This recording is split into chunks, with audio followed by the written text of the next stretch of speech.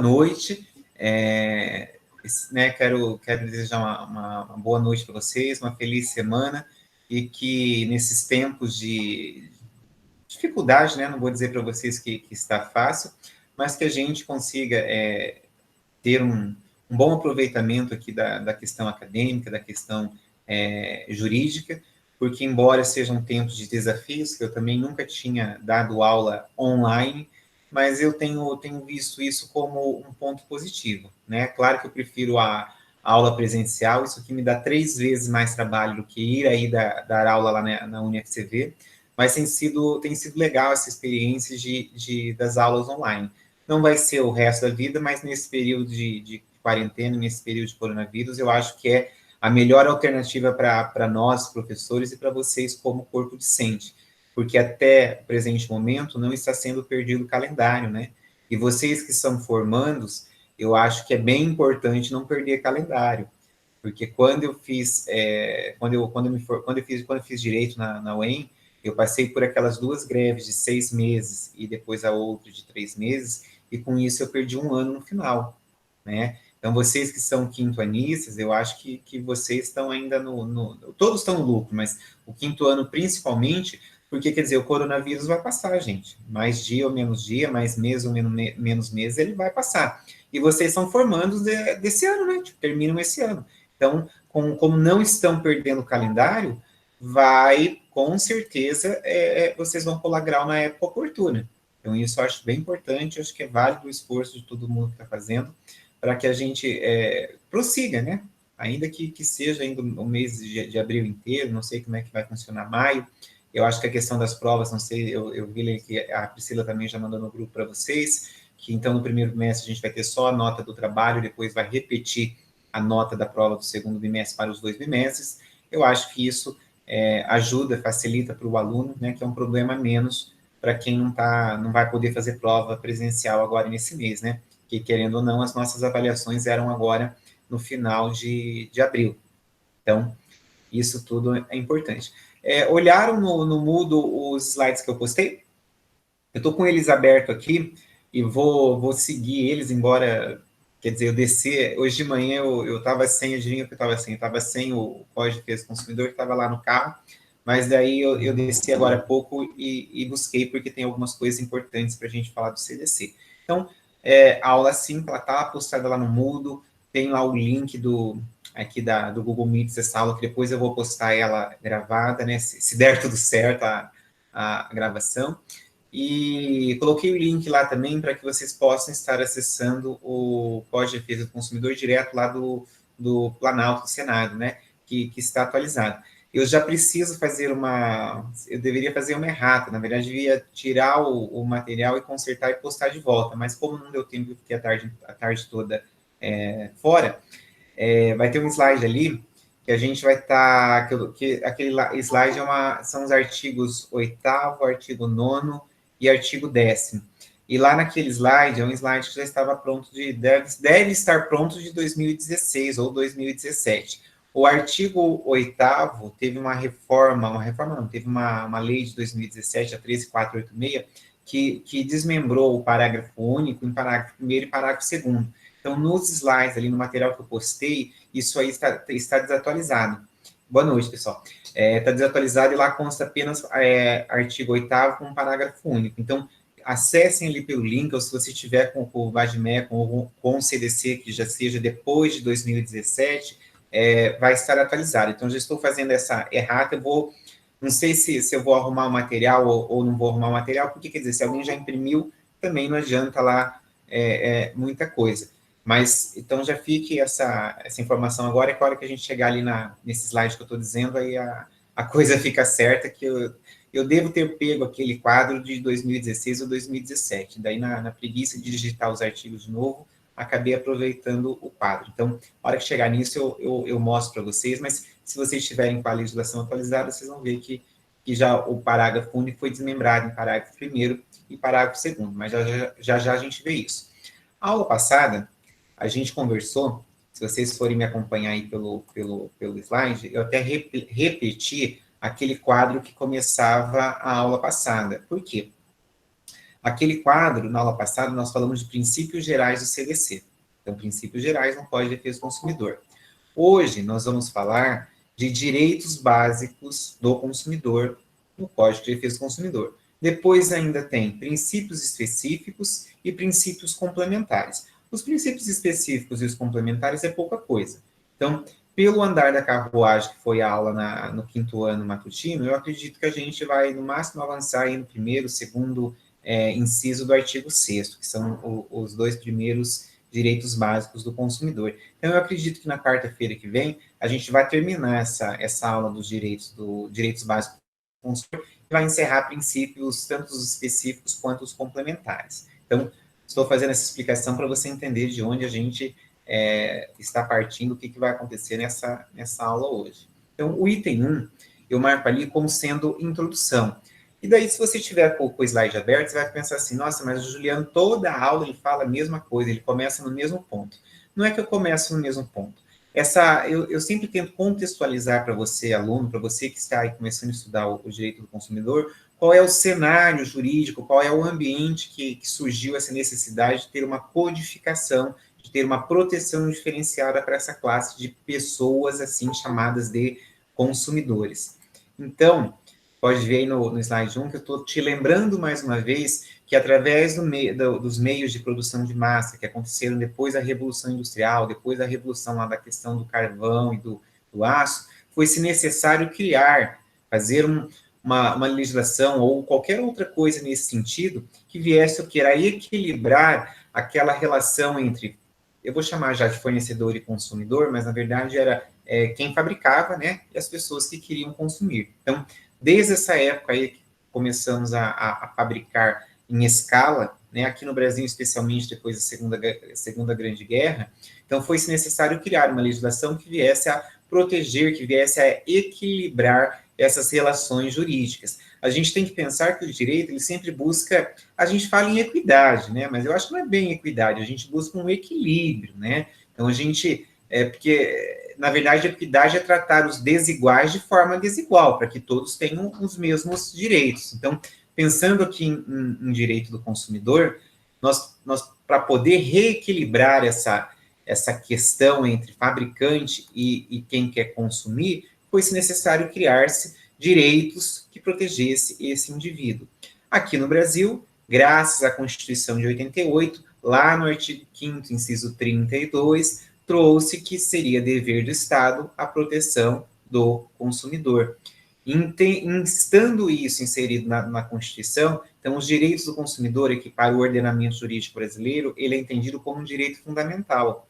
E eu acredito que vocês já devem ter ouvido falar bastante disso lá na disciplina de Direito Constitucional, que, em sendo um direito fundamental, ele deve ser respeitado, ele deve ser previsto e tem que ter a legislação que possa permitir todo esse amparo. Então, aqui no Brasil, o direito do consumidor possui amparo constitucional, artigo 5º, inciso 32. Então, graças a esse amparo constitucional, é que no meu caso, como eu já disse, que eu pude fazer um mestrado que alinha direitos da personalidade voltado ao direito do consumidor. Ah, mas como é que isso é possível se você vai discutir dignidade da pessoa humana, Juliano?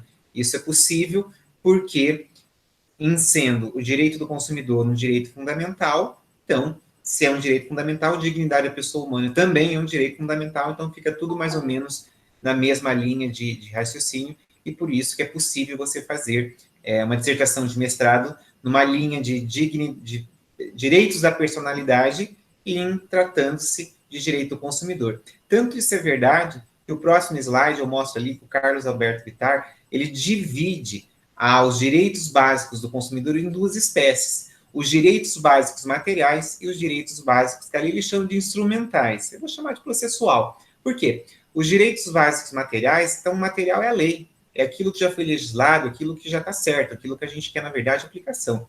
E o direito instrumental, que ele chama ali, eu vou chamar de direito processual, por quê?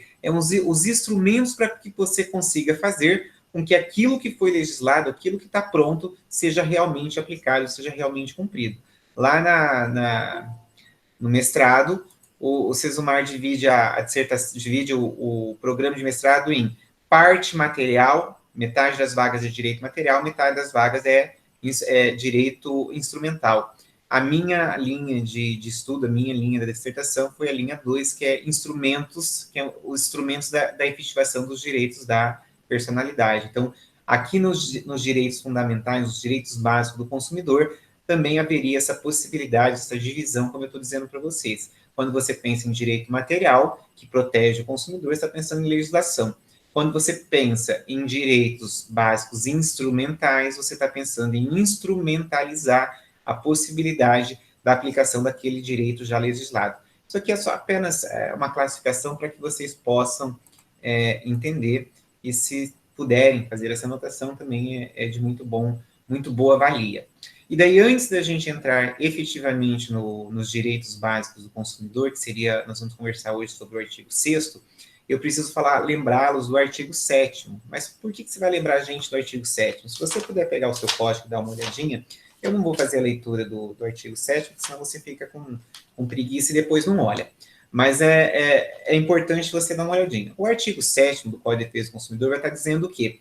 Que, nos casos aqui de aplicação do CDC, se nós vamos aplicar o CDC de forma integral, mas ele não exclui tratados ou convenções internacionais que o Brasil seja signatário. Então, o artigo 7º, ele vai estar falando mais coisas lá, mas de forma, traduzindo isso de forma bem simplória, o artigo 7º está dizendo assim para você, olha, nós vamos aplicar todos os artigos que estão aqui nesse código que defende o consumidor, porém, se o Brasil for signatário de um tratado ou de uma convenção internacional, esses artigos, essa legislação não exclui a possibilidade da aplicação do tratado ou da convenção internacional. Se você me perguntar, Juliano, me dá um exemplo, então, de tratado internacional no direito do consumidor em que o Brasil seja signatário e que é feita essa aplicação em detrimento do CDC. É bem fácil, gente. Se eu não me engano, chama-se Pacto de Varsóvia, que é um tratado internacional em que ficou limitado a indenização no caso de extravio de bagagens aéreas. Esse pacto diz que, no caso de extravio de bagagens aéreas, o valor máximo a ser indenizado é R$5.000. Eu acho, assim, bem complicada a questão. Então, como exemplo aqui de aplicação de tratado internacional do artigo 7º, Pacto de Varsóvia, que diz que a indenização, é a limitação da indenização no caso de extravio ou de perda de malas. Eu já tive algumas ações dessa no escritório, por incrível que pareça, né? É óbvio que eu não falo desse tratado na petição inicial, eu vou lá e tento pedir um dano moral, tento pedir uma série de coisas. As companhias aéreas, tanto eu já tive ações contra a Gol, contra a Azul, contra a Latam, contra a American Airlines, e todas elas fazem a defesa no mesmo sentido, dizendo, olha, o Brasil é signatário do tratado aqui do Pacto de Varsóvia, e segundo esse trato, o valor máximo a ser indenizado no caso de extravio de malas é R$5.000. Um dos casos que eu tive, eu não quis fazer acordo, a gente aguardou a sentença, e o juiz limitou a indenização em R$5.000 baseado nesse tratado internacional. Os outros casos eu acabei nem aguardando sentença, porque aqueles que fizeram propostas de 5 mil ou até valor próximo, a gente acabou fechando um acordo. A minha posição particular, neste caso em específico, eu não concordo. Mas por que você não concorda? Eu não concordo pelo seguinte, quando você tem, como eu tive lá, uma ação contra a American Airlines, era uma viagem que o pessoal foi para Fátima, né? Se eu não me engano, é lá em Portugal, uma coisa assim. Você veja, a mala que foi extraviada era a mala de lembrancinha de uma das idosas. Você veja, ela nunca mais vai voltar lá na cidade de Fátima. Ela perdeu as lembranças que ela comprou, os presentes que ela comprou para a família dela. Enquanto ela foi indenizada, R$5.000. Aí você vai me perguntar, teria alguma outra saída jurídica? Com relação ao direito do consumidor, não, porque, infelizmente, a aplicação aqui do artigo 7º que permite que o Brasil tem que respeitar tratados do qual ele é signatário. Agora, uma outra situação seria você... eu vou lá a minha dermato é a Rita Capelato, e ela viaja bastante, né? E eu estive lá, acho que em fevereiro, ou final do ano passado, não me lembro, e ela estava me falando que ela teve um extravio de bagagem. E eu achando que era extravio como se fosse a minha mala, né, que sumiu. Então, né? Pensei, 5 mil reais talvez pague o que eu tenha dentro da minha mala, né? Eu falei, doutora, acredito que isso aí a senhora vai ter uma indenização de no máximo 5 mil. Ela então. O marido dela é promotor. Ela então. Meu marido já me posicionou disso, mas na minha mala dentro tinha mais de 35 mil. Eu falei, sério, a senhora estava transportando dinheiro? Não, eu tinha. Ela foi falando lá o que ela tinha de cintos e calças e sapatos de marca, que eu nem sabia que custava tudo aquilo. Então, num caso como aquele, o que ela deveria ter feito? Ela deveria ter contratado um seguro particular, que infelizmente o direito do consumidor, nesse caso específico em que o Brasil é signatário de um tratado internacional, infelizmente será respeitado esse tratado e a indenização será limitada ao valor de 5 mil. Eu discordo. Se eu fosse juiz, eu ia fundamentar minha sentença de que o direito do consumidor é para proteger o consumidor e que, nesse caso, eu entendo que o pacto é prejudicial ao consumidor. E depois eu ia ver se essa turma recursal é reformar ou não é reformar. Mas, infelizmente, em primeira e segunda instância, o entendimento é esse sim, do respeito ao tratado internacional com relação à extravio de bagagens e a limitação de 5 mil. Então, falei isso aí do artigo 7º para não misturar a nossa conversa com o que eu vou falar do artigo 6º. Então, começando a nossa aula nesse exato momento, né, embora o que eu falei não esteja excluído, mas agora que a gente vai começar a falar sobre os direitos básicos do consumidor. Direitos gerais, né, do consumidor. Então, os direitos básicos do consumidor, eu já até falei em outra oportunidade, se você pegar o artigo 6º, vou até olhar aqui para conferir aqui com vocês, o artigo 6º, meu código é de 2019, está na 5ª edição, já deve ter a edição 2020. Então, se alguém tiver a edição 2020, confere aí comigo, mas eu acredito que esteja correto, porque aqui ainda está no parágrafo único. Então, o artigo 6º aqui vai constar como sendo 9 incisos, porém o inciso 9 ele foi vetado na época da promulgação, pode ver que está entre parênteses aí vetado. Então, na verdade, a gente vai ter 9 direitos tidos como direitos básicos do consumidor. Pergunta boba, esse rol é taxativo ou é exemplificativo? Podem responder. A gente não vai te falar, Juliana. Então eu falo para vocês. Esse rol é um rol exemplificativo, não é um rol taxativo. Então, esses direitos, indiscutivelmente, são tratados como direitos básicos do consumidor. Mas o judiciário, na aplicação da lei ao caso concreto, pode entender que tenha mais direitos do que esse aqui. Então, esse rol do artigo 6º é um rol exemplificativo. Porque mesmo que isso é possível no CDC, porque o nosso Código de Defesa do Consumidor é uma lei principiológica. Então, lembrados, a gente conversou já sobre isso. Então, por ser uma lei principiológica, é possível ali no momento da aplicação por parte do judiciário fazer uma extensão, fazer uma interpretação em cima aqui do que já é direito básico e, de repente, entender o surgimento, né, o nascimento de um novo direito, ainda que seja apenas interpartes, né? Porque se for ali numa sentença, só vai ter valor entre aquelas partes envolvidas. Então, começando a mostrar, a conversar aqui sobre os direitos básicos, nós vamos começar no inciso 1. E no inciso 1 ele vai estar dizendo assim, ó, são direitos básicos do consumidor, direito à proteção, à vida e à saúde. E aí você pode estar começando a pensar assim, mas poxa vida, evidentemente que direito à saúde, direito à vida, direito à segurança deveria ser um direito básico do consumidor, ou talvez seja o mais importante. Eu não vou entrar nessa seara de discussão se o inciso 1 é o direito mais importante ou é o direito menos importante, porque eu penso que a vida não tem discussão, concorda? Então, quando o direito à vida, direito à segurança do consumidor e direito à saúde, eu penso que veio em bom lugar como sendo o primeiro direito a ser resguardado, a ser protegido como direito básico do consumidor. E hoje, dia 8/4/2020, eu penso que não tem nada mais acertado do que a gente trabalhar o primeiro direito básico do consumidor, que é o direito à segurança, à vida e à saúde, pensando aqui, fazendo uma analogia ao que a gente está vivendo do coronavírus. Concorda?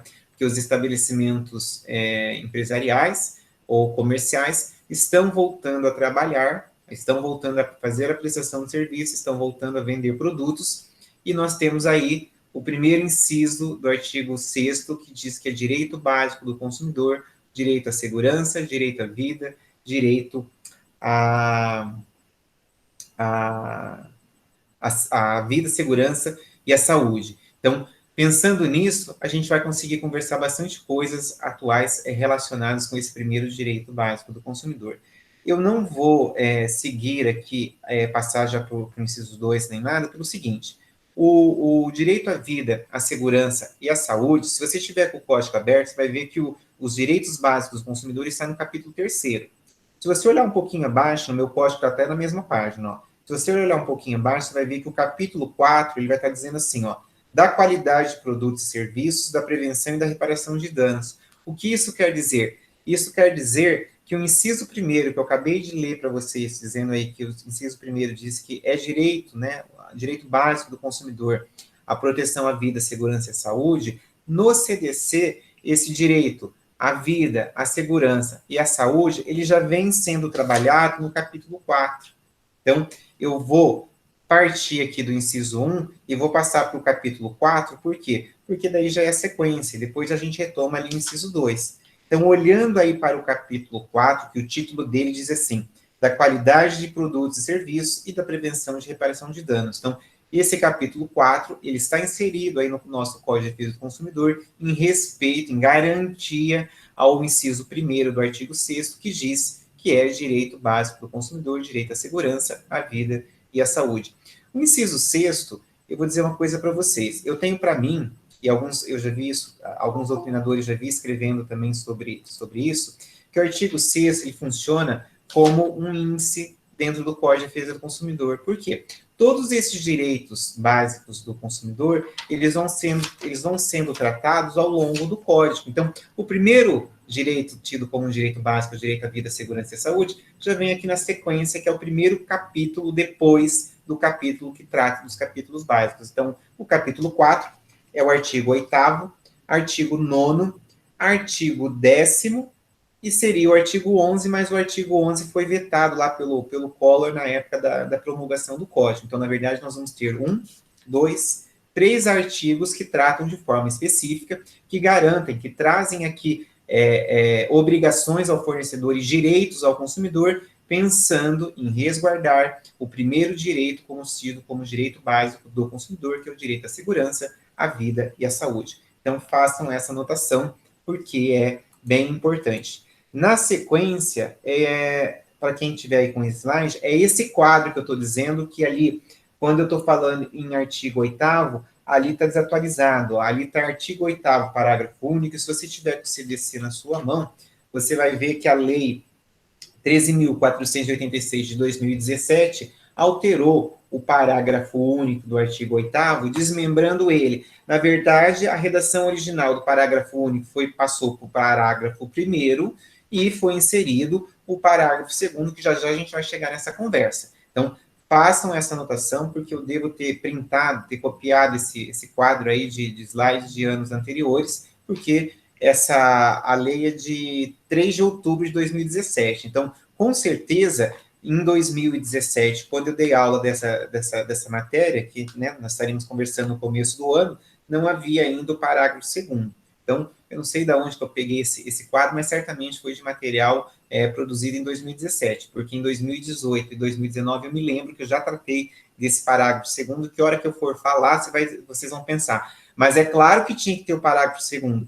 E eu me lembro que em anos anteriores, quando eu falava disso, os alunos davam até risada, diziam assim, mas que absurdo o que trata o parágrafo 2º. Então, calma lá. Vamos voltar aqui no caput, então, do artigo 8º, porque é o primeiro artigo que trata aqui da questão da qualidade de produto e serviço e prevenção e reparação de danos, que comunga aqui com o inciso 1º do artigo 6º. Então, o artigo 8º diz assim, os produtos e serviços colocados no mercado de consumo não acarretarão riscos à saúde e à segurança dos consumidores, exceto, então tem uma exceção, os considerados normais e previsíveis em decorrência de sua natureza e fruição, obrigando-se os fornecedores, em qualquer hipótese, a dar as informações necessárias e adequadas a seu respeito. Então, vamos conversar um pouquinho? Então, o caput do artigo 8º, primeiro, ele traz uma proibição, né? Ele traz aqui um imperativo, é proibido Então, o fornecedor não pode colocar nem produto, nem prestação de serviço que venha colocar em risco a saúde ou a segurança do consumidor. Mas ele faz uma exceção, exceto aqueles produtos, ou serviços, né? Na linha ele não fala isso, mas está fazendo a referência ao início do parágrafo, que em razão da sua natureza, em razão da sua previsibilidade, nós não vamos poder responsabilizar o fornecedor por eventuais danos causados ou sofridos pelo consumidor. Juliano, me dá um exemplo. Aqui eu vou te dar um exemplo que é um exemplo clássico. Liquidificador. Alguém, né, acho que não preciso nem dizer para que serve um liquidificador. Um liquidificador serve para triturar alimentos, para bater coisas, bater massa, triturar gelo, fazer várias coisas. Alguém tem dúvida? Se você colocar o liquidificador na tomada, colocar o copo, não pôr a tampa, ligar o botão e inserir a sua mão nele, o que vai acontecer com a sua mão? Sua mão vai ser triturada, né? Não tenho sombra de dúvidas que você vai sofrer ali aquilo que a gente chama de acidente. Não vou nem estar falando que é acidente de consumo nem nada disso. Então, estou te exemplificando que um liquidificador, se você ligar ele na tomada, colocar o copo, não colocar a tampa e inserir a sua mão nele com ele ligado, você vai sofrer um acidente, os seus dedos serão triturados. Então, esse seria um exemplo de que o fornecedor, ele, em razão da natureza do produto, então o liquidificador, para que serve? Serve para várias coisas, mas várias coisas menos colocar a mão ali dentro. Então, neste caso, em razão da natureza do produto, não teria como atribuir ao fornecedor uma responsabilidade por eventuais danos, né, que o consumidor venha a sofrer, em específico nesse exemplo bobo que eu dei. Por quê? Mas de que forma que o fornecedor poderia ser responsabilizado? A menos que o liquidificador estivesse tampado, tudo bonitinho, e explodisse ali o copo, alguma coisa nesse sentido, e machucasse o consumidor. Aí a conversa é outra. Eu estou te dizendo que com relação à natureza desse tipo de produto, se você enfiar a mão dentro dele, você vai sofrer um acidente e não vai dar para responsabilizar o fornecedor, porque infelizmente, em razão da natureza do produto, esse risco é um risco inerente. Porém, eu tenho quase certeza absoluta, nesses dias eu comprei um liquidificador, mas joguei fora a caixa do que tinha dentro, deve ter lá no manual de instruções de que as instruções como o uso adequado do liquidificador. E certamente vai estar dizendo que ele pode causar danos ao consumidor se usado da forma indevida. Querem um exemplo mais fácil ainda? Faca de cozinha. Alguém tem dúvida qual é o objeto da faca? Para que serve a faca? A faca serve para cortar, gente. Poxa vida, mas agora eu cortei o meu dedo, eu vou poder entrar com uma ação contra o fabricante porque ele não explicou que a faca estava cortando? Não. Então, em razão da natureza do produto ou do serviço, se é inerente à própria natureza, então no caso aí do liquidificador, ou no caso da faca, não tem o que discutir. Esse corte, essa triturar coisas é inerente à natureza do produto, ou, num caso específico, no serviço. Então, anotem isso que é bem importante. O artigo 8º é o primeiro artigo dentro da parte que trata da segurança, da qualidade, segurança e prevenção de reparação de danos ao consumidor, e ele vem dizendo que o fornecedor não pode, em hipótese nenhuma, colocar um produto ou uma prestação de serviço que venha a causar, que seja possível de causar danos ao consumidor, excetuando aqueles casos decorrentes que o produto ou serviço é da própria natureza deles. Exemplo bobo, faca ou liquidificador. Anotaram isso aí? Parágrafo 1º. Parágrafo 1º diz o seguinte: em se tratando de produto industrial, olha que os dois exemplos que eu dei já eram produtos industriais. Ao fabricante, cabe prestar as informações a que este artigo se refere através de impressos apropriados que deveriam acompanhar o produto.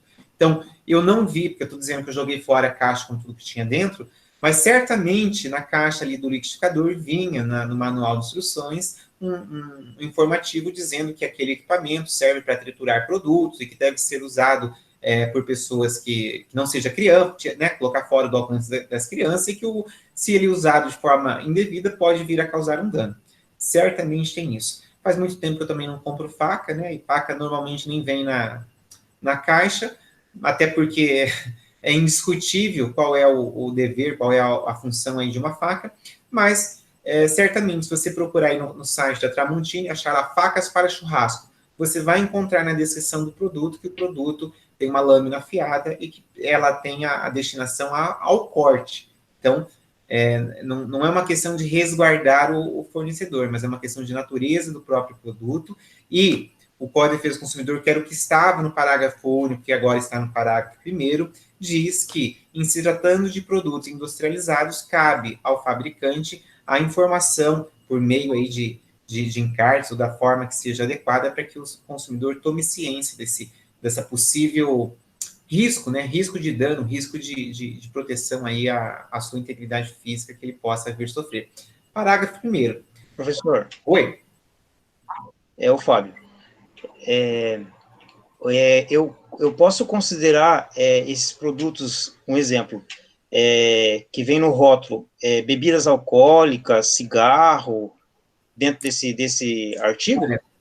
Por exemplo, a questão do cigarro tem lei específica, mas você pode estar imaginando que é o seguinte, eu até, quando a gente for falar lá no terceiro bimestre de publicidade e propaganda, é uma das partes do CDC que é uma das partes mais legais para se estudar, porque a gente vai pegar todos os casos concretos, veja, eu não criei nada, eu simplesmente copiei lá da internet os casos que já foram julgados e as questões. E quando você pega essa questão do cigarro, essa questão na década de 80, que era quando eu era criança, se você olhava lá a propaganda do Marlboro, o Marlboro era né, na época, o sinônimo de beleza masculina era um homem, né, um homem num cavalo, e, quer dizer, lá a propaganda do Marlboro era um homem montado no cavalo, olhando lá para um Grand Canyon dos Estados Unidos, dizendo, olha, fume Marlboro que ele te dá liberdade.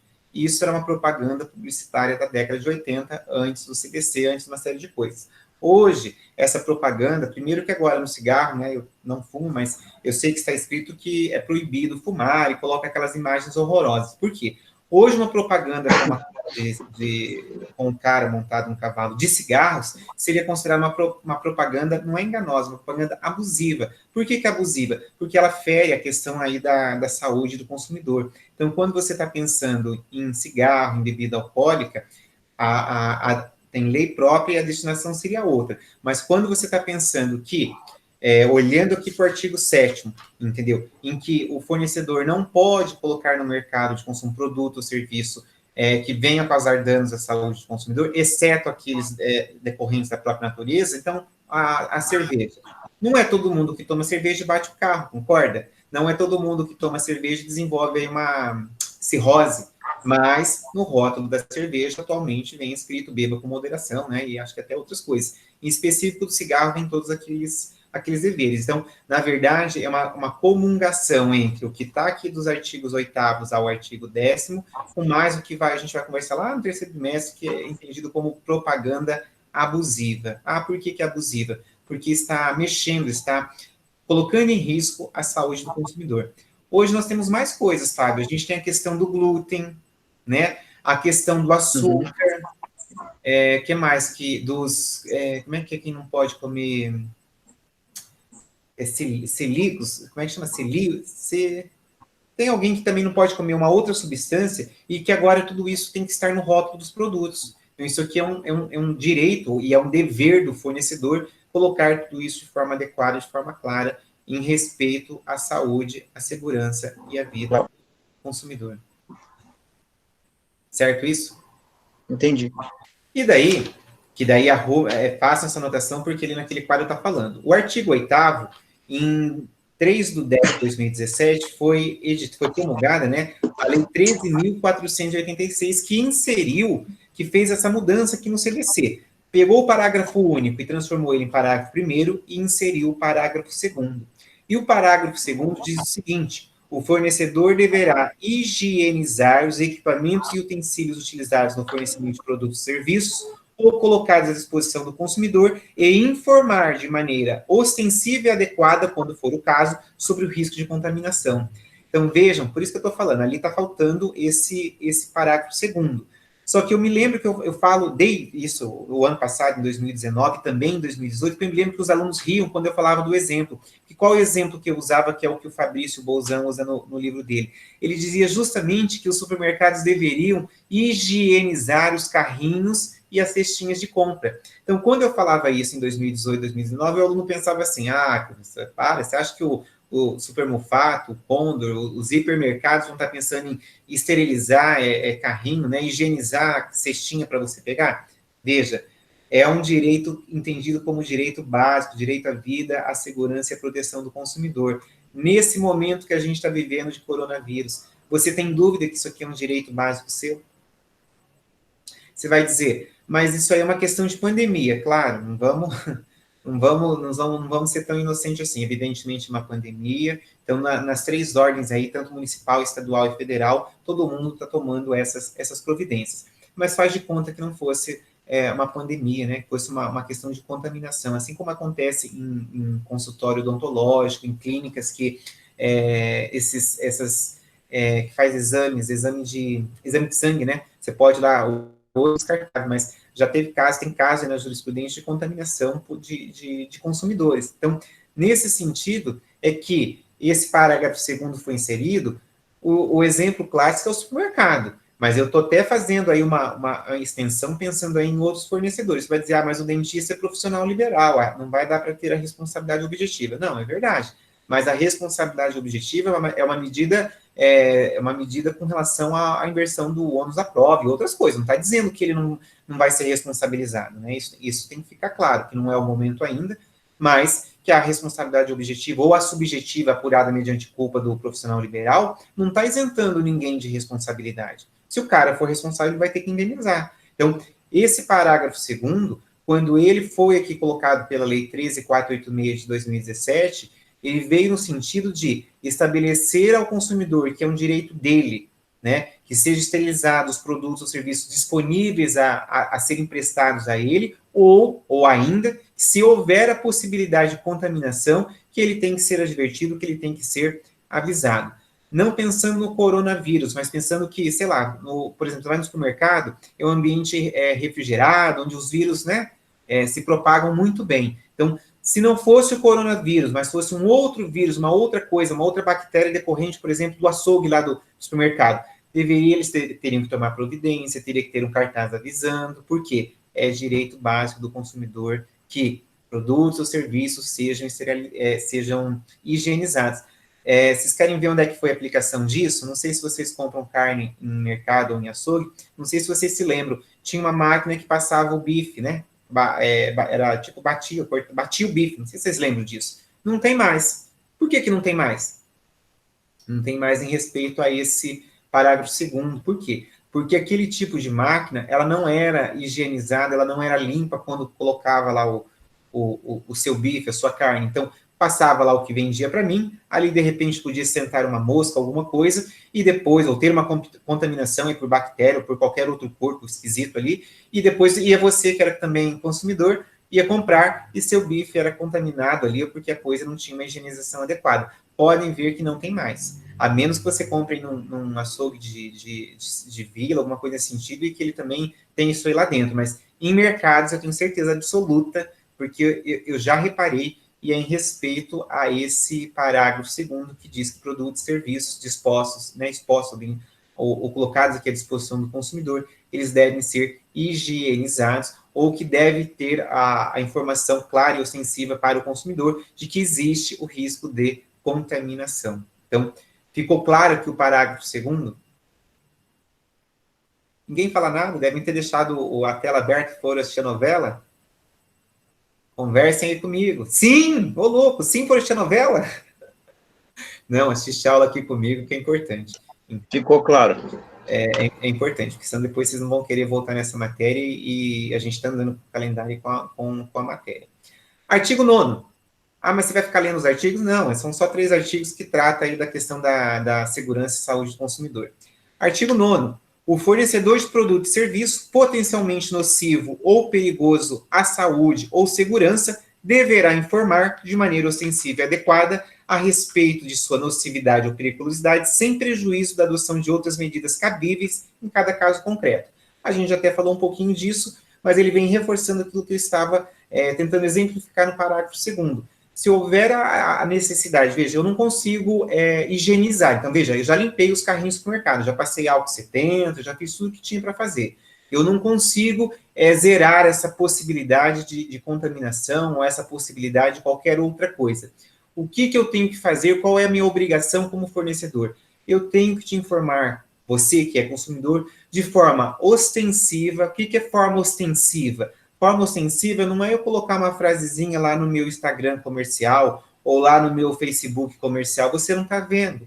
Forma ostensiva é tomar o cuidado de colocar essa informação de uma forma que o consumidor que esteja comprando, adquirindo aquele produto, aquele serviço, tome a ciência. Então, se for vamos pensar aqui no supermercado, se eu estou entrando aqui eu moro lá do Cidade de Canção, estou entrando no Cidade de Canção e existe essa possibilidade de contaminação, não estou pensando nem no coronavírus, porque é pandemia, é outra conversa.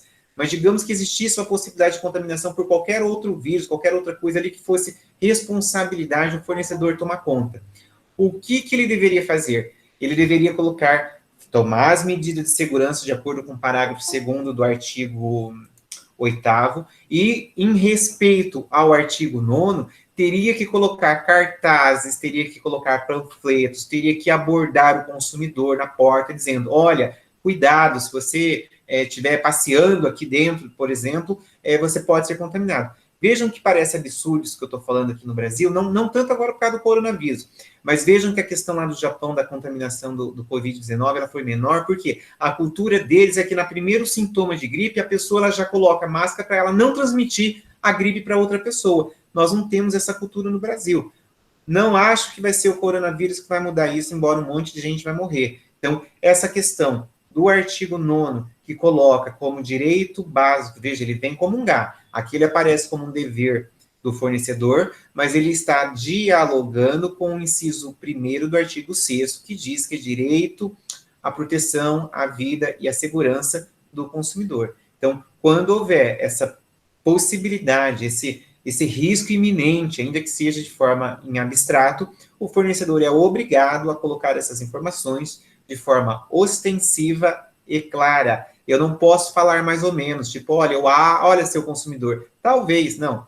Veja, existe o risco, sim, a gente está tomando as providências, mas eu não consigo te colocar dentro de uma bolha. Juliano, eu posso aplicar isso aqui o que está acontecendo agora no Covid-19? Não, eu não posso fazer uma aplicação desta maneira.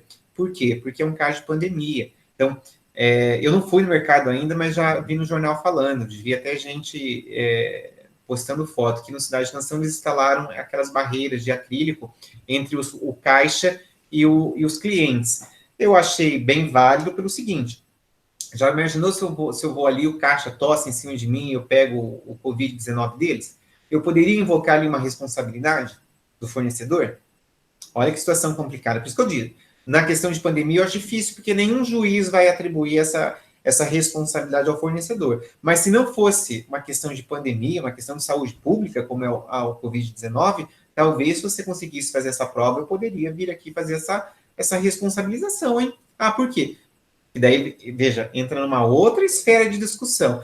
Mas o funcionário doente é obrigado a trabalhar? Penso eu que não, podia apresentar um atestado, né? Mas e se o empregador não aceitou o atestado, ou já passou o prazo do atestado e coloca o cara para trabalhar ali de cara com os consumidores? Eu não quero ser contaminado por ninguém, entendeu? Então, vejam que é uma situação complicada, é uma situação que o bem jurídico tutelado é a segurança e a vida e a saúde do consumidor. Então, são questões que são cuidadas, no entanto que a gente tem um capítulo específico, o capítulo 4, que trata especificamente dessas questões ligadas à segurança e à saúde do consumidor. Você vai dizer, então no resto do código não fala mais nada de segurança e saúde do consumidor? Não é isso que eu estou dizendo. Eu estou dizendo que nesse capítulo 4, ele trata de forma específica o paralelo com o inciso 1º. Em outras circunstâncias, em outras passagens do CDC, nós vamos encontrar sempre artigos, sempre dispositivo protegendo o consumidor, que é o ente mais fraco dessa relação. Mas por que a gente vai proteger ele? Porque a gente quer tornar essa relação o quanto mais igualitária, o quanto mais equilibrada. Então, o artigo 9º traz aqui um dever ao fornecedor e um direito do consumidor. Pode ver que a gente sempre trabalha direito e dever, porque a gente está falando hoje de direitos básicos do consumidor. Artigo 10º, para a gente fechar essa questão do inciso 1º do artigo 6º. O fornecedor não poderá colocar, olha, é um imperativo negativo, hein? Não poderá colocar no mercado de consumo produto ou serviço que sabe ou deveria saber apresentar alto grau de nocividade ou periculosidade à saúde e à segurança. Então, olha que complicado que o legislador colocou aqui o fornecedor numa saia justa, porque ele disse o seguinte: não pode colocar produto ou serviço que você saiba ou que você deveria saber. Isso aqui, claro que ali tem até a questão penal envolvida, a questão criminal, mas aquele caso da cervejaria Baker, concorda? Você vai dizer, mas Juliana, aquele caso é um caso que está ainda sob investigação, que a gente ainda não sabe qual é a origem lá do etileno glicol. Não, é verdade, a gente ainda não consegue afirmar de onde, né, se foi uma sabotagem, se foi uma questão de um funcionário, quer dizer, isso aí está sendo investigado.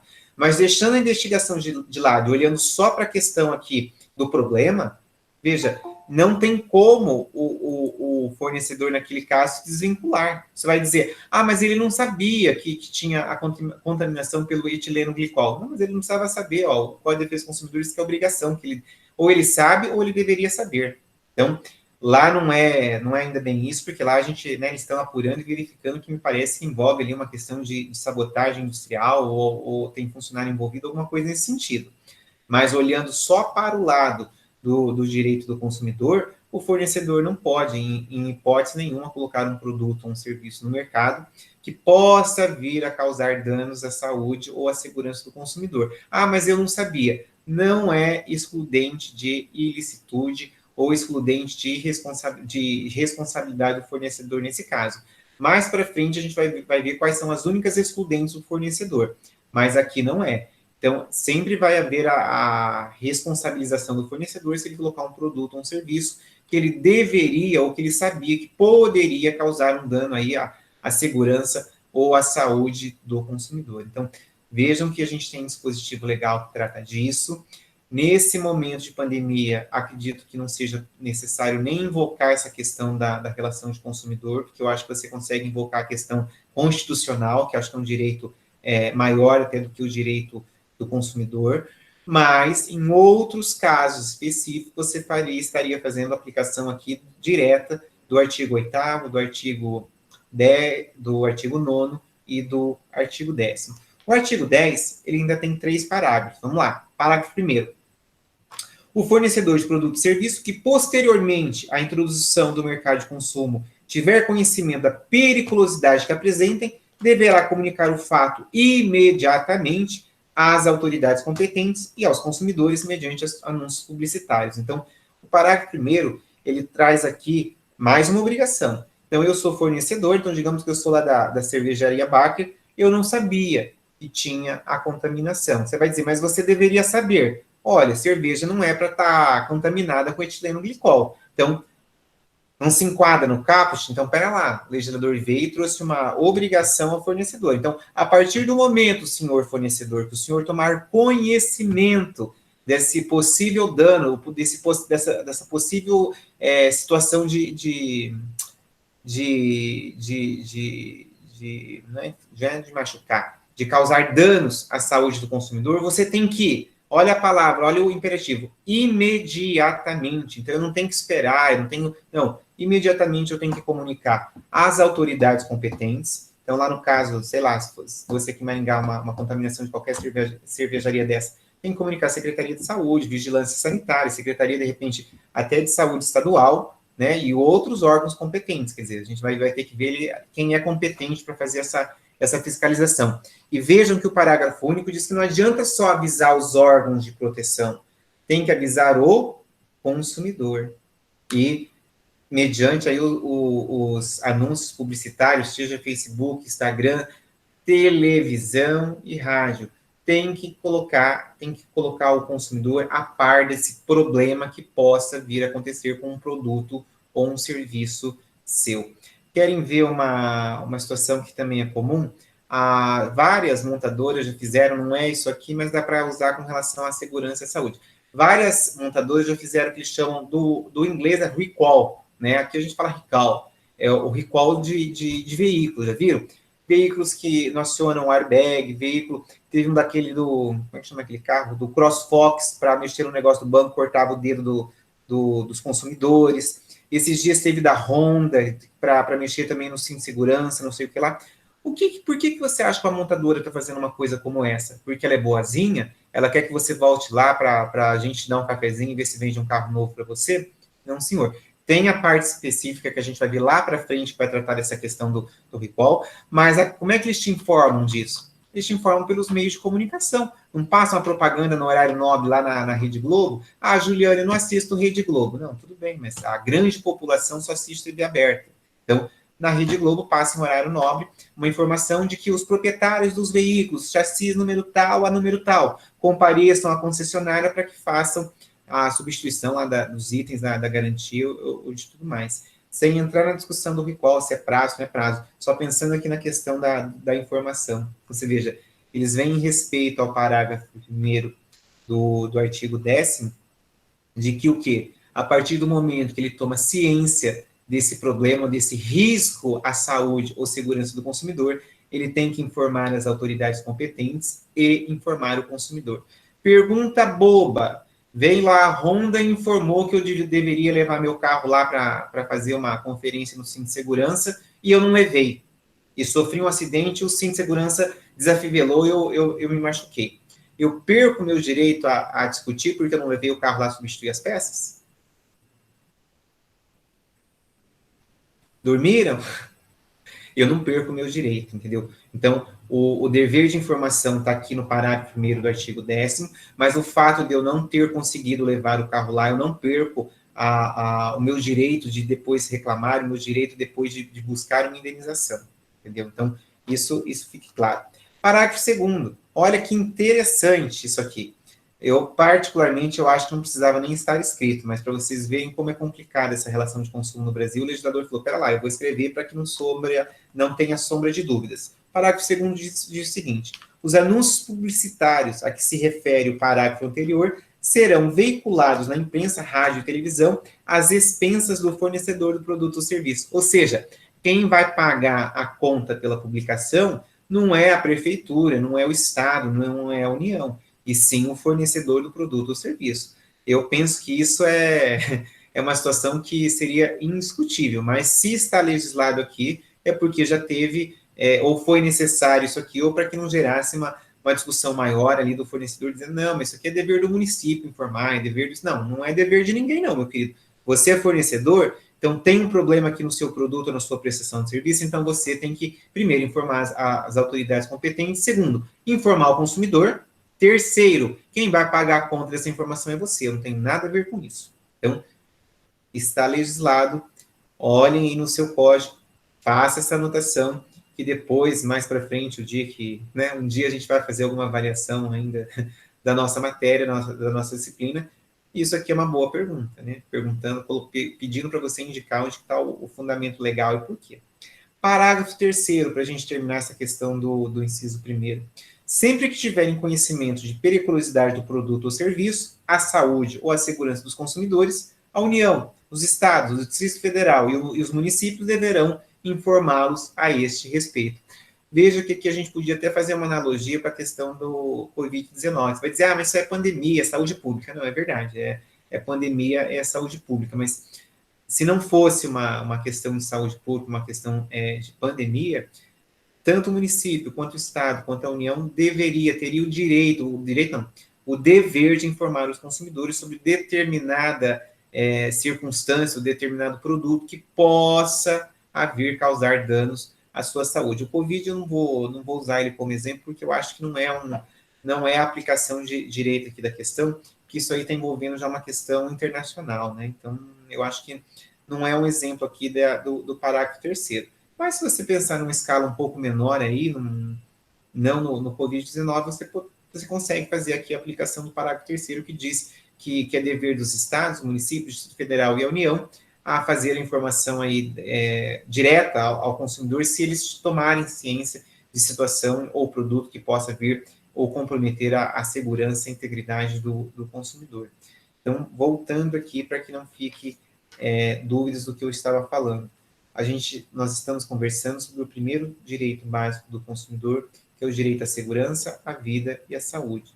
Onde isso é tratado no Código de Defesa do Consumidor é no capítulo 4, que tem o artigo 8º, o artigo 9º e o artigo 10º, que nós acabamos de tratar. E aí, como a gente lá no comecinho, eu disse que o Carlos Alberto dividia, né, os direitos básicos em direitos materiais e direitos instrumentais, até agora eu só falei de direito material, concorda? Fiquei lendo artigo de lei aqui para você. Então, até agora eu falei de direito material. Juliano, como é que eu vou instrumentalizar, né? Como é que eu vou instrumentalizar a proteção à saúde, à vida e à segurança do consumidor? Então, eu coloco ali no slide os instrumentos de efetivação desse direito nas 3 esferas. Quais esferas? Quando eu penso na esfera do direito civil, né? O Código de Defesa do Consumidor, matéria civil, indenização. O código trata disso? Claro que o código trata disso. Se você tiver com o seu código na sua mão, ou se você não tiver, você anota.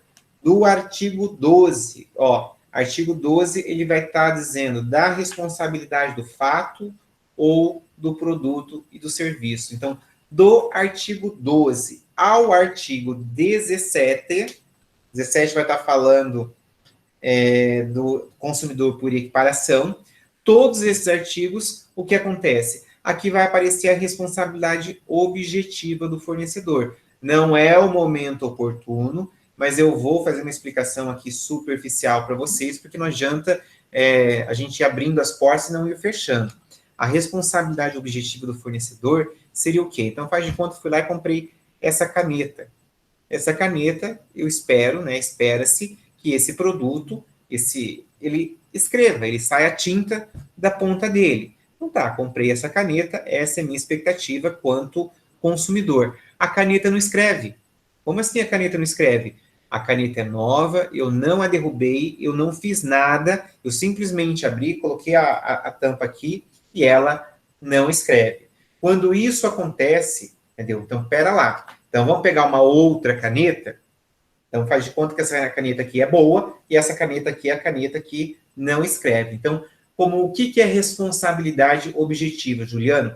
A responsabilidade objetiva no CDC é a forma de aferição desse vício, desse defeito. Como assim? Não entendi. A caneta, a que deveria funcionar, ela funciona. Então, é assim que ela deveria estar. A caneta que eu comprei, ela escreve? Ela não escreve.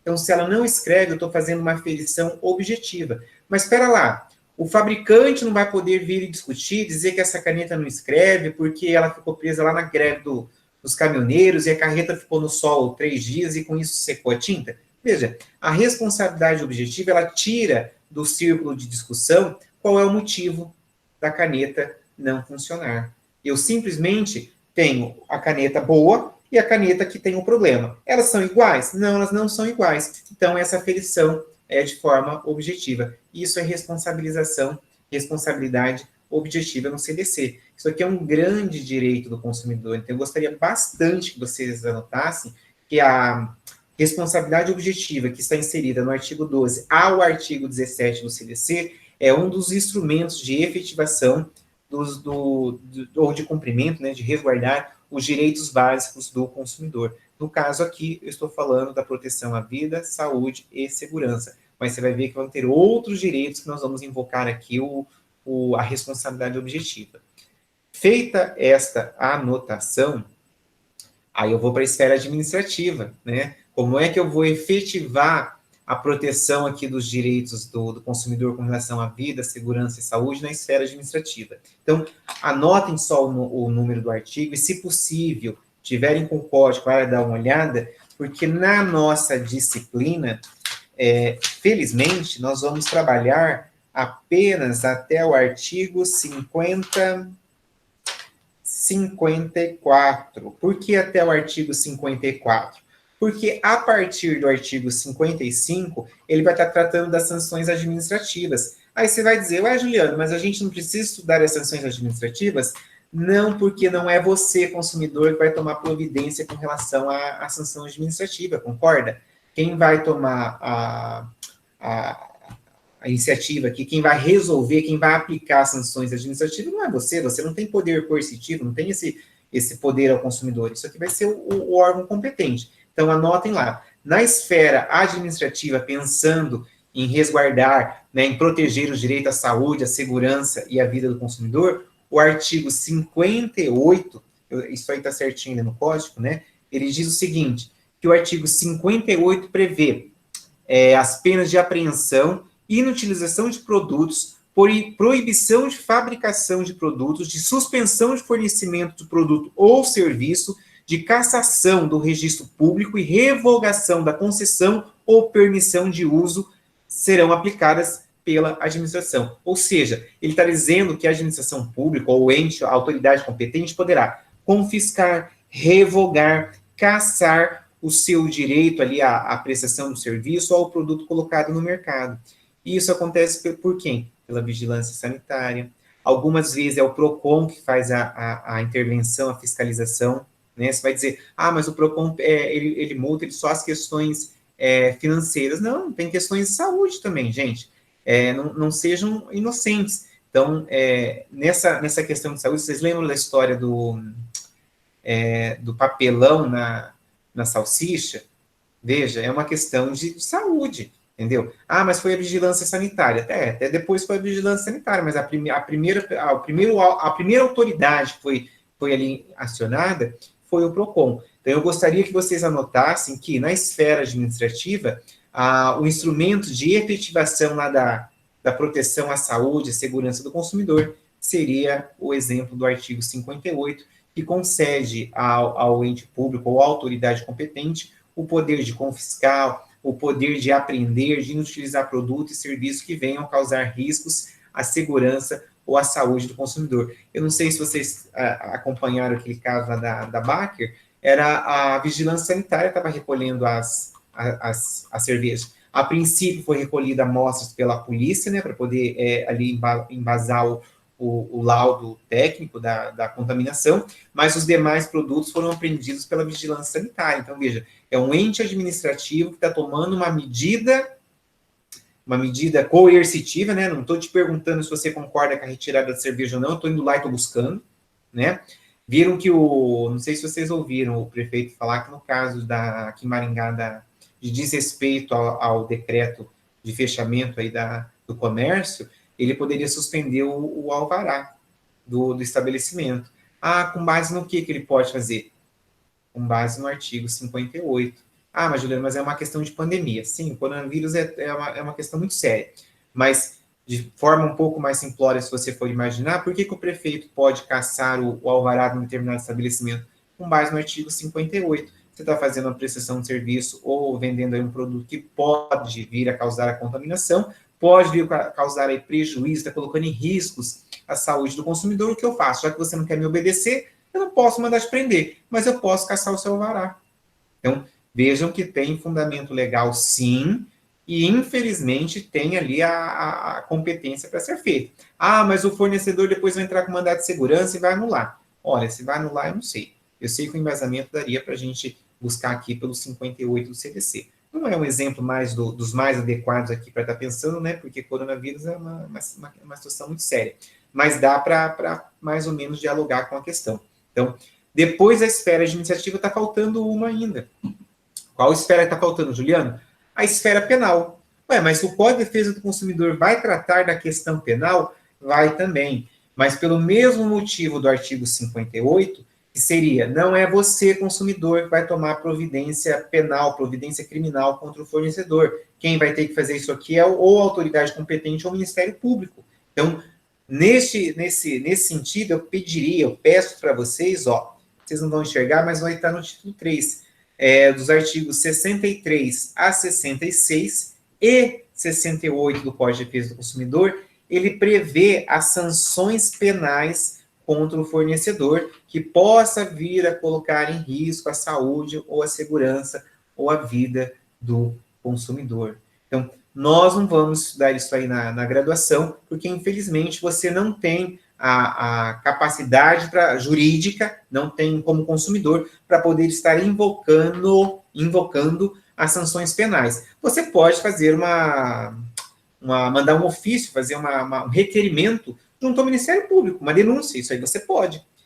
Eu já disse em sala para vocês, embora eu não tenha revelado o nome do fabricante, aquela questão do rato do pão. Vocês me lembram que uma das minhas dos meus argumentos para que ele fizesse um acordo administrativo e como ele fez, era essa questão, tanto administrativa de caçar o alvará dele, quanto de uma possível responsabilização penal, criminal, entendeu? Não acho que não chegava tanto lá no caso dele, mas era uma linha de argumentação minha como advogado do consumidor. Ah, mas você tinha competência para pedir abertura de um inquérito? A menos que eu fizesse da forma legal, como vocês aprenderam lá no processo penal, a menos que eu entrasse direto lá com uma queixa-crime, né? Mas, se não, eu teria que mandar um requerimento lá para o Ministério Público ou para o delegado para ver se um pedia para o outro, se um instaurava via portaria, né? Então, espero que anotaram esses 3 instrumentos de efetivação do direito à segurança, à vida e a saúde do consumidor. No âmbito civil, a responsabilidade objetiva, artigo 12 ao artigo 17. No âmbito administrativo, artigo 58, que dá a possibilidade aí da cassação, suspensão, busca e apreensão de produtos. E na esfera do âmbito penal, artigo 63 a 66 e artigo 68 do Código de Defesa do Consumidor. Porque o 67 ele fala da publicidade, então por isso que ele não vai estar aí eu pulei do 63 ao 66 e 68, porque o 67 ele traz as sanções penais com referência à publicidade, não é com referência à segurança e à saúde do consumidor. Então, com isso, deixa eu ver que horas são. São 9h12. Eu acho, deixa eu ver qual que é o próximo princípio. No matutino, a gente parou... Nós paramos por aqui também. Porque a orientação é que a gente não faça aulas muito maiores aí do que 1h, 1h10, 1h15, em consideração aqueles que não estão podendo estar online, né? Depois vão assistir essa nossa conversa gravada e quer dizer, online você ainda escuta aí eu lendo um artigo ou outra coisa, mas para você ouvir depois é um saco, né? Todo esse converseiro que a gente fez. Então, e como, né, a coordenação já passou para a gente que para utilizar aquela semana de prova, que seria agora, né, no final de abril. Então, se a gente tivesse tido aula presencial, se vocês olharem lá a minha divisão, a minha ementa do 5º ano, o primeiro bimestre termina em princípios, né? Princípios de direitos básicos do consumidor. Então, vejam que no final agora do mês a gente estaria fazendo uma aula de revisão, você estaria fazendo prova e depois eu estaria fazendo visto de prova. Então, daria 3 semanas que nós vamos utilizar essas semanas para conteúdo. Então, a gente está bem tranquilo, nós estamos bem atualizados, tipo tempo versus conteúdo.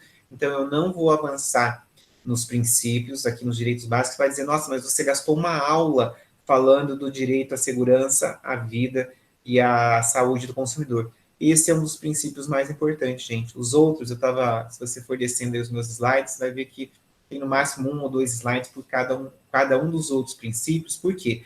Porque cada um dos outros princípios também serão trabalhados em sessões, em capítulos específicos dentro do CDC. Não sei se você se deu conta, hoje eu trabalhei o inciso 1º do artigo 6º e já aproveitei e trabalhei a matéria dele no CDC, que é o capítulo 4º, artigo 8º, artigo 9º e artigo 10º. O artigo 11, se você voltar lá para olhar, ó, é um veto presidencial, então o artigo 11 não existe. Ó, onde que nós vamos estar, então, daqui a pouco? Nós vamos começar no artigo 12, não é na próxima aula, preciso terminar ali os direitos básicos. Mas depois que eu terminar isso aí, eu já vou entrar aqui, ó. Isso aqui é o quê? Responsabilidade objetiva, que vai do artigo 12 ao artigo 17. Se você olhar o meu inventário, isso aqui já era matéria do 2º bimestre, então fiquem tranquilos que está tudo no seu devido tempo.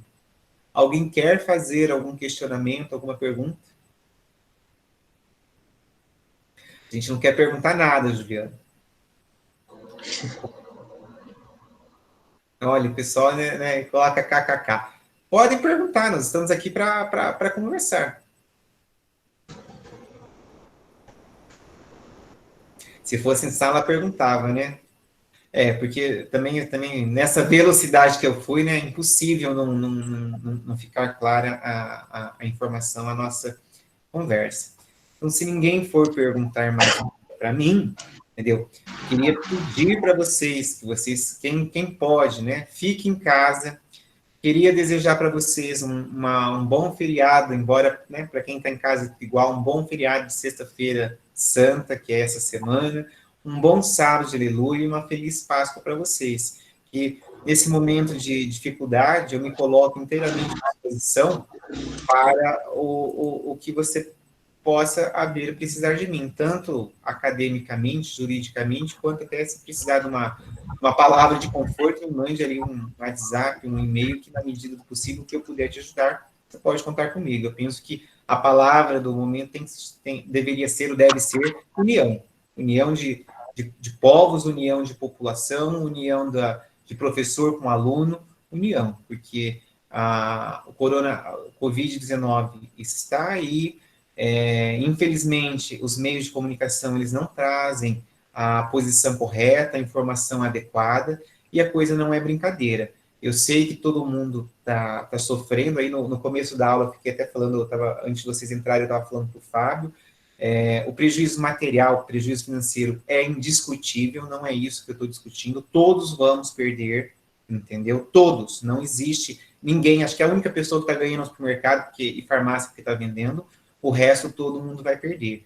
Então, nós não podemos, você vai dizer, mas Juliana, eu preciso trabalhar porque eu preciso receber a minha comissão para pagar as minhas contas. Gente, eu imagino que todo mundo tem que ter paciência e tem que ter bom senso na hora de cobrar, na hora de receber as coisas de quem está devendo, porque eu acho que, de uma maneira geral, eu acredito que, a menos quem tem dinheiro, quem é rico, eu acredito que todo o resto da população vai ficar devendo.